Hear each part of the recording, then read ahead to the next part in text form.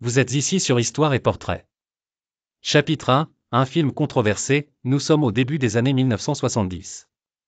Le réalisateur italien Bernardo Bertolucci veut réaliser un film audacieux, un film qui explore les confins de la passion, du désir et de la destruction humaine.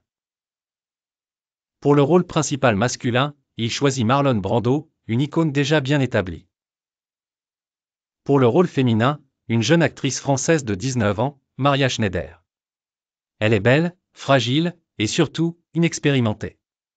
Bertolucci veut du réalisme, du choc, et il va aller trop loin. Maria Schneider, je ne savais pas ce qui allait se passer. J'étais perdu. Mais que s'est-il vraiment passé sur le tournage de cette scène devenue tristement célèbre? Et pourquoi, pendant des décennies, personne n'a dénoncé cette terrible vérité? Chapitre 2, la scène du viol improvisé, la scène qui a tout changé. Dans cette scène, Marlon Brando et Maria Schneider sont seuls dans un appartement vide. Le personnage de Brando, Paul Tsumejan, joué par Schneider, dans une scène de viol brutal où il utilise du beurre comme lubrifiant.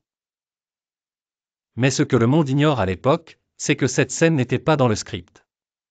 Bertolucci, je voulais qu'elle réagisse de manière authentique.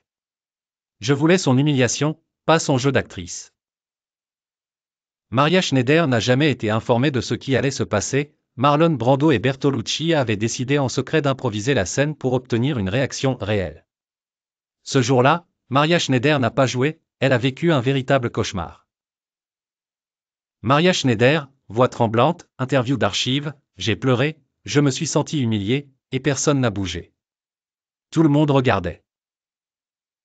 Chapitre 3, le silence des Hollywood, après la sortie du film, la scène fait scandale, mais pas pour les raisons que l'on pourrait imaginer.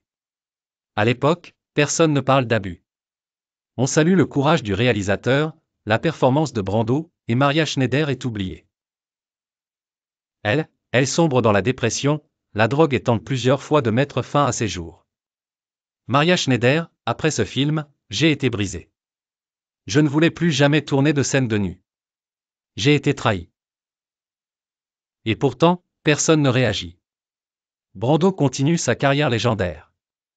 Bertolucci est encensé. Il faudra attendre 2016, oui, 44 ans après les faits, pour que l'histoire fasse surface. Chapitre 4, la révélation tardive, 2016, une interview oubliée de Bertolucci refait surface. Il avoue tout, oui, il avait décidé avec Brando de surprendre Maria Schneider. Oui, il voulait qu'elle souffre réellement. Le scandale éclate, mais il est trop tard. Maria Schneider est morte en 2011. Sans jamais avoir obtenu justice. Bertolucci, je regrette, mais à l'époque, je ne pensais pas aux conséquences. Mais alors, pourquoi cette scène est-elle toujours visible aujourd'hui?